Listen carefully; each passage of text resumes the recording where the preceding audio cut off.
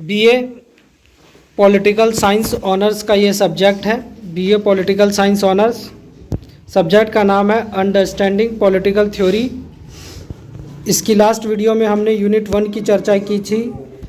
अब ये यूनिट 2 की चर्चा करेंगे। इसमें नोट्स है ये फर्स्ट सेमेस्टर वालों का, जो कि हाल ही में एग्ज़ाम है, उसको लेकर ध्यान में रखकर ये वीडियो और ये नोट्स प्रोवाइड किया गया है, समझाया गया है बुक का।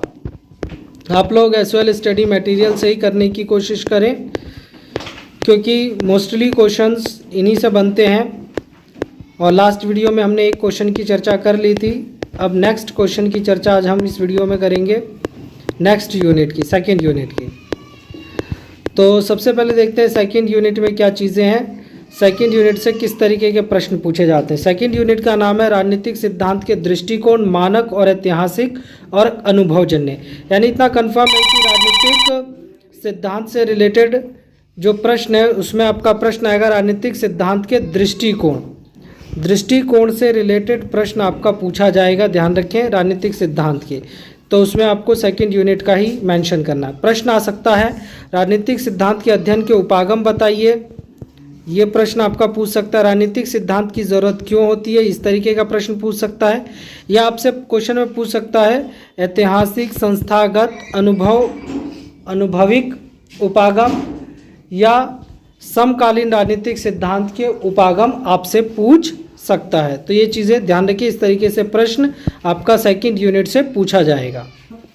तो इस प्रकार से इसमें प्रश्न राजनीतिक सिद्धांत के उपागम से रिलेटेड पूछ लेगा या दृष्टिकोण से रिलेटेड पूछेगा, जिसमें आप ये सब चीज़ें मेंशन करेंगे जो बताने जा रहा हूँ। सबसे पहले आपका आंसर परिचय से शुरू होगा।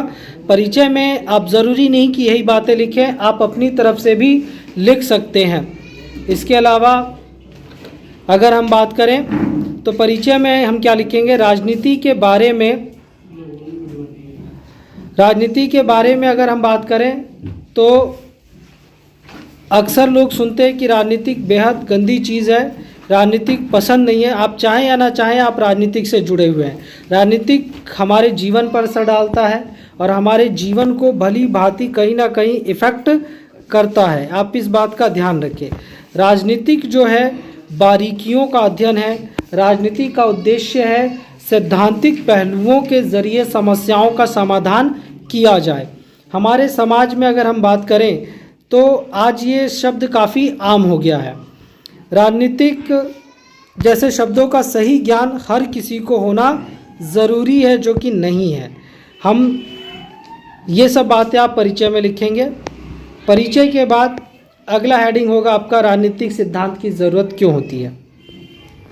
तो राजनीतिक सिद्धांत की ज़रूरत समाज के समस्याओं को जानने के लिए और ये जानने के लिए कि समुदाय में भली भांति निर्णय कौन ले सकता है, किस प्रकार के निर्णय लिए जाने चाहिए, प्राचीन समय में राजनीति किस तरीके से जुड़ी हुई थी, शांतिपूर्ण मैटर को शांतिपूर्ण तरीके से सुलझाने के लिए, राजनीतिक गतिविधियों को समझने के लिए, सुख शांति कायम करने के लिए कहीं ना कहीं राजनीतिक सिद्धांत को पढ़ना आवश्यक है।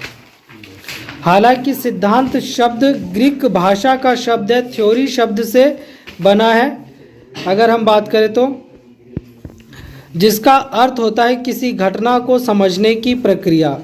ध्यान रखिए, थ्योरी शब्द का मतलब है किसी व्यवस्था को समझना, घटना को समझना, और राजनीतिक सिद्धांत का लक्ष्य भी यही है।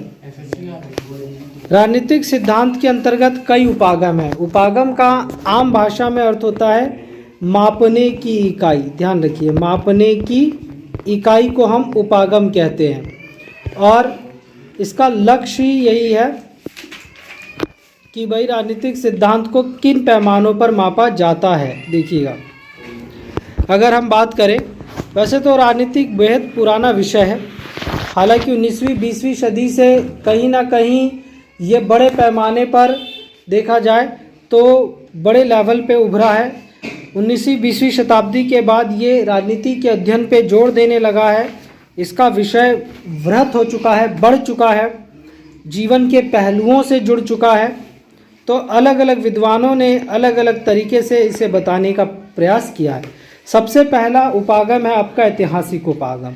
ऐतिहासिक यानी हिस्टोरिकल अप्रोच, जब हम किसी चीज़ का अध्ययन इतिहास के संदर्भ में करते हैं तो उसे ऐतिहासिक उपागम कहते हैं। और जब राजनीति की बारीकियों का अध्ययन ऐतिहासिक परिप्रेक्ष्य में किया जाता है तो ये ऐतिहासिक उपागम कहलाता है। ऐतिहासिक उपागम का प्रयोग करने वाले विद्वान ज़्यादातर प्राचीन या इतिहास में राजनीतिक सिद्धांत की जड़ों को खंगालते हैं। 1950 में विंसेंट ने माना था कि विभाजन ही, अगर हम बात करें, विंसेंट ने माना था कि राजनीतिक विज्ञान राजनीतिक दर्शन का विभाजन था, और कॉलिंगवुड क्रॉस के काम इतिहास से जुड़े हुए देखने को मिलते हैं। इस उपागम को देने का प्रयास रॉबर्ट ब्लैकी की किताब से देखने को मिलता है। तो यह आपका ऐतिहासिक उपागम है। दूसरा उपागम है संस्थागत उपागम। संस्थागत उपागम, इस उपागम में आप राजनीति की संस्थागत इकाइयों का अध्ययन करते हैं, जैसे यूरोप, अमेरिका, जर्मनी, भारत जैसे देशों में किस प्रकार से भारत संस्थाएं काम करते हैं। जैसे अगर हम बात करें राष्ट्रपति, प्रधानमंत्री, कार्यपालिका, न्यायपालिका जैसी संस्थाएं किस रूप में कार्य कर रही हैं, इन सब चीज़ों का अध्ययन जब किया जाता है तो ये संस्थागत उपागम है आपका। ये ध्यान रखिए, संस्थागत उपागम। इस उपागम पर ध्यान 19वीं 20वीं शताब्दी में भी आया। इसमें भी ये सीधे तौर पे राजनीति के पहलुओं से जुड़ा हुआ है देखा जाए तो संस्थागत उपागम। और हम जानते हैं राजनीतिक ग्रीक भाषा के शब्द पॉलिस से बना है, जिसका मतलब है नगर राज्य। राजनीति के बारीकियों का अध्ययन करता है। तीसरा है आदर्शी उपागम।